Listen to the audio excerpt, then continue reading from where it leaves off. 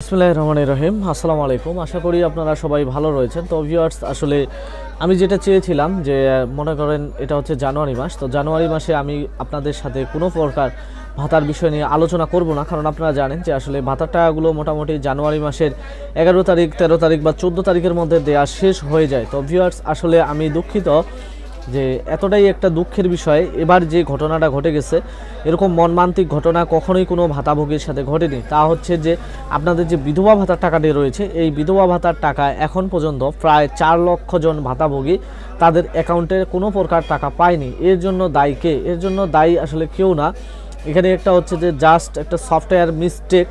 তো আপনারা জানেন যে আসলে আপনাদের যে ভাতার টাকাগুলো দেয়া হয়ে থাকে, এগুলো সর্বশেষ যে প্রক্রিয়াটি করে থাকে সমাজ কল্যাণ মন্ত্রণালয়ের অ্যাকাউন্টস অফিস, তা হচ্ছে যে সেগুনবাগিচায়। তো সেগুনবাগিচা অফিসের সমস্ত স্টাফ তারা কিন্তু হচ্ছে যে তাদের যে সকল ভাতার ইএফটি তৈরি করেছিল বা টোকেন, এই টোকেনগুলো তারা কিন্তু বাংলাদেশ ব্যাংকের কাছে ট্রান্সমিট করে। তো এর মধ্য থেকে একটি টোকেন বাদ পড়ে যায়। তো যখন এটা বাদ পড়ে যায় তখন তারা কী কাজ করলো, যে তখন তারাও কিন্তু আমাদের এই যে ভিডিওগুলো রয়েছে সেখানে যে সকল কর্মকর্তা রয়েছে তারা কিন্তু দেখে। তো তারা দেখতেছে যে আমাদের ভিডিওর কমেন্ট বক্সের নিচে অসংখ্য কমেন্ট যে আসলে বিধবা ভাতার টাকা কেন দিচ্ছে না। এর পরবর্তীতে তারা যখন 28 তারিখ বেলা 2টার দিকে এসে বাংলাদেশের যেই সেগুনবাগিচায় সমাজ কল্যাণ অফিসের যে অ্যাকাউন্টস অফিসটি রয়েছে সেখানে তারা তাদের আইবেস থেকে যখন তারা ডিটেক্ট করে, তারা দেখতে পায় যে আসলে একটি টোকেনের মধ্যে যে প্রায় 3 লক্ষ ভাতাভোগী ছিল তারা কিন্তু কোনো প্রকার টাকা পায়নি, কারণ সেই টোকেনটি কালকে বেলা 2টা পর্যন্ত 28 তারিখ জানুয়ারির সেগুনবাগিচা অফিসেই পড়েছিল। এরপরে তারা তখন দুঃখিত এবং অনেক মনে করেন যে দুঃখ প্রকাশ করে তারা সেই টোকেনটি কিন্তু সাথে সাথে বাংলাদেশ ব্যাংকের কাছে ট্রান্সমিট করে। তো বিষয়টা হলো যে বাংলাদেশ ব্যাংকের কাছে ট্রান্সমিট করার মোটামুটি প্রায় 10 থেকে 12 ঘন্টা বা সর্বোচ্চ 24 ঘন্টার মধ্যে টাকা কিন্তু গ্রাহকের অ্যাকাউন্টে চলে যায়। তো যেহেতু আপনারা ভাতাভোগী রয়েছেন, আপনাদেরকে অপেক্ষা করতে হবে 31 তারিখ পর্যন্ত।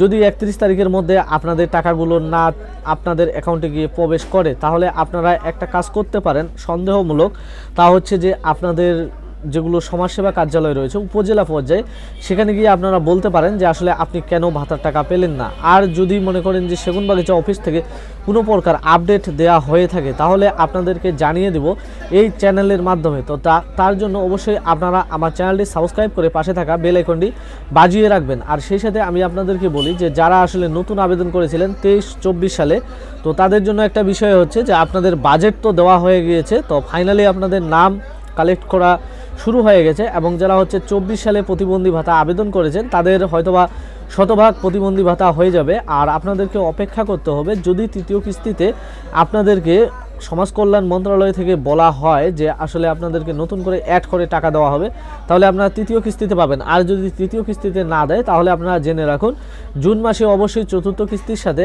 আপনারা আপনাদের মোট 1 বছরের যেই নতুন করে ভাতাটা আবেদন করেছেন সেটা সমস্ত টাকা পেয়ে যাবেন।